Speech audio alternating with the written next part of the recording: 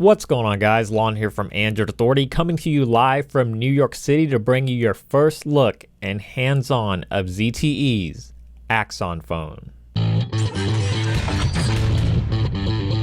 So the main idea behind the AXON phone is it's a phone that's designed for the consumer, a phone that is meant to give you pretty much everything you would want. It's entirely made of metal with some nice curves along the corners and backside that give the phone a very comfortable feel, and it's extremely solid because of the metal unibody design. This phone isn't striving to be the thinnest or lightest, measuring in at 9.3 millimeters thick and 175 grams in weight, but when holding it in the hand, the phone feels substantial. Going around the device, you'll find much of the buttons and ports in their typical locations, but something the AXON phone has that many other Android phones don't is a dedicated camera key to make it quick and easy to launch directly into the camera and snap photos. Capacitive keys can also be found on the front, denoted by a glowing circle for the home button and two individual dots for menu and recent apps. At first glance, you might think the AXON phone features dual front-facing speakers with a matching set of uniquely styled grills, but unfortunately only the bottom is a speaker. Something this phone does have two of, however, is the cameras on the rear, which coincidentally feature the same grill styling for some extra flair.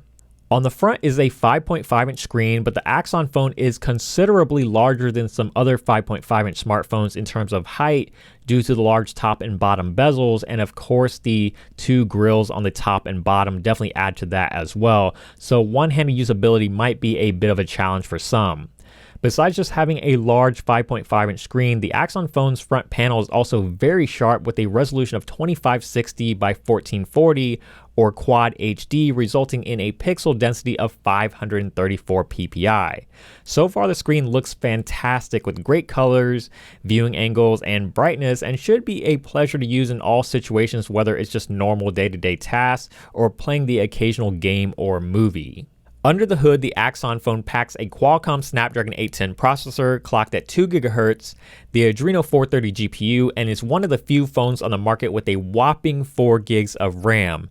This is the revised version of the Snapdragon 810 processor, so overheating should not be an issue, and performance on this device at first glance seems rather snappy and responsive, and with 4 gigs of RAM, doing heavy multitasking or playing games should pose very little problems for the AXON phone. Whether the overheating issues rears its ugly head again is something we can only find out after really putting the device through its paces when we give it the full review treatment, so stay tuned for that, but for the short time we got to spend with the device, it was as smooth as you would expect it to be. For storage, the AXON phone comes with 32 GB of onboard memory, which is the only option available, and without a micro SD card slot, you'll have to either rely on the cloud for extra storage or make do with the 32 gigs. Aside from all the other usual connectivity options, the AXON phone will carry 4G LTE compatibility for T-Mobile and AT&T here in the States.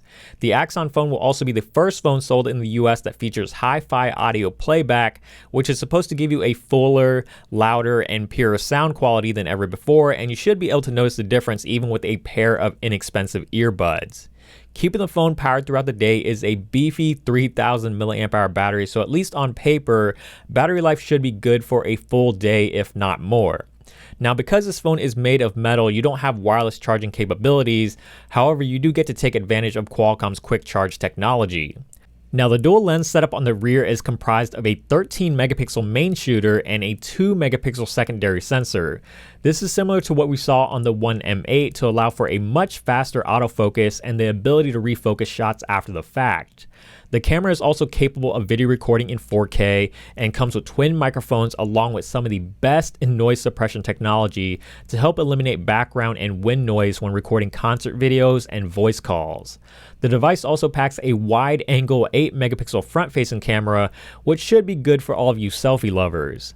The camera interface is fairly simple, with various different modes being accessible with just a swipe across the display, but the most interesting feature of the camera is the ability to adjust the f-stop on the fly from 8 all the way down to 1, although this is most likely done at a software level and not exactly a real aperture change. As to how well this camera actually stacks up to the competition, we'll have to wait and see, but with phones like the G4 and S6, it's got a tough road ahead of itself.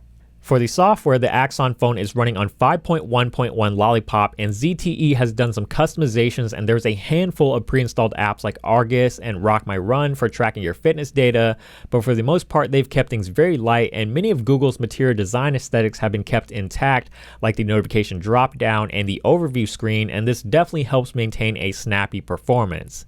The AXON phone will be available for pre-orders directly from ZTE and other retailers like Amazon and Newegg for a price of $500 and will be shipping out in the coming weeks. It isn't exactly impulse buy territory at $500, but with an all-metal design, a Quad HD display, 4 gigs of RAM, dual cameras, and a large 3000 mAh battery powering it all, the AXON phone packs a major punch for the price. As always, guys, hopefully you enjoyed this quick hands-on of the AXON phone. Keep it tuned here for more coverage of the AXON phone and everything else that we have coming down the road. And as always, give this video a thumbs up if you did enjoy it, and also subscribe to the channel, which is also down below if you haven't already. Thank you so much for watching. Keep it tuned here to Android Authority, because we are your source for all things Android.